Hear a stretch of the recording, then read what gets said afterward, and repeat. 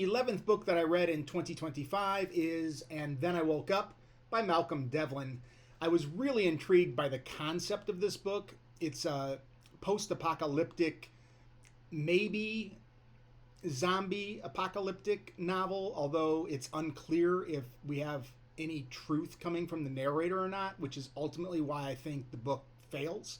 But I was really intrigued with it because it's the idea that if we are unwilling to believe the truth, then we will turn into a monster, which I think is an obvious metaphor for the world that we live in now.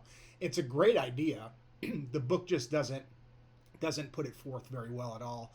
I was pretty bored throughout the reading of this book, and the ending doesn't help us come to any conclusions about the narration.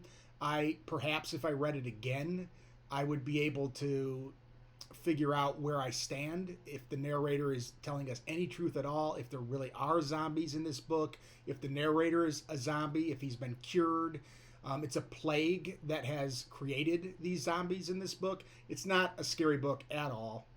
It's not your typical post-apocalyptic novel. It's not your typical zombie novel at all, which is why I picked it up. Again, it has these political intonations that I thought would be really interesting, but ultimately, this was just not a very good book, in my opinion, and it didn't hold up to its concept.